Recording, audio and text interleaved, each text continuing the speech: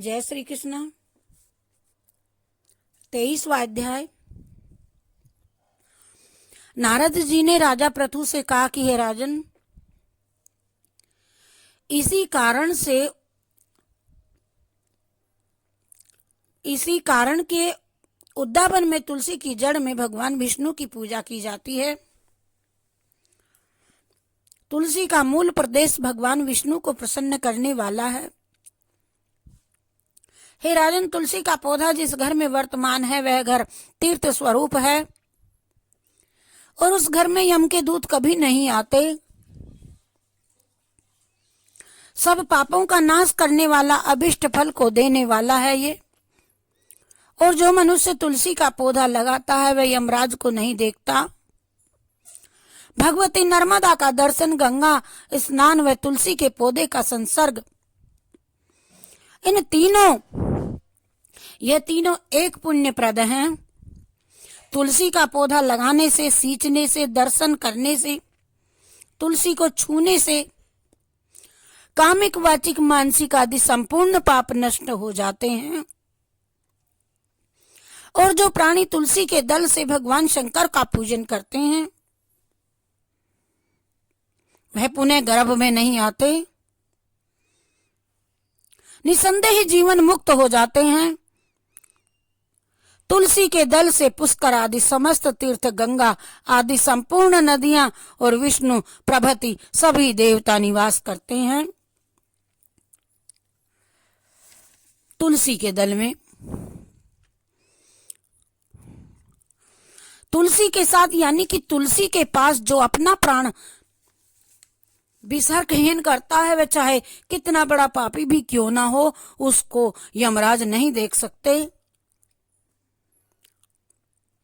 हे राजन, जो लोग तुलसी के काष्ठ का चंदन लगाते हैं वह सहज ही मोक्ष को प्राप्त हो जाते हैं। उनके द्वारा किए गए पाप भी उनके शरीर को कदापि स्पर्श नहीं कर पाते।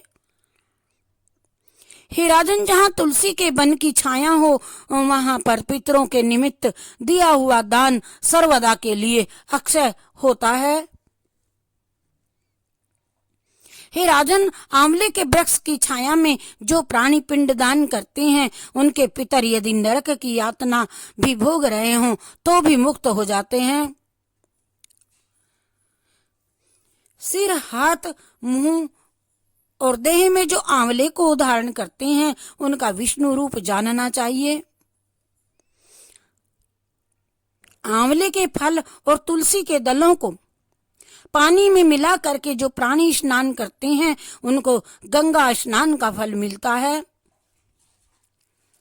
जो मनुष्य आंवले के पत्तों को और फलों से देवताओं का पूजन करते हैं उनको स्वर्ण, मणि और मोतियों द्वारा पूजन करने का फल प्राप्त होता है। कार्तिक मास में सब तीर्थ, ऋषि और देवता, सारे यज्ञ सभी जब सूर्य तुला राशि में होता है आंवले के वृक्ष में वास करते हैं। जो मनुष्य द्वादशी तिथि को तुलसी का दल, कार्तिक में आंवले का पत्ता तोड़ता है वह रोरव नरक में जाता है। जो कार्तिक में आंवले की छाया में बैठ करके भोजन करता है उसके अंत संसर्ग में सब दोष नष्ट हो जाते हैं। और कार्तिक मास में जो आंवले की जड़ में भगवान विष्णु का पूजन करता है उसको श्री विष्णु क्षेत्रों के पूजन का फल प्राप्त होता है।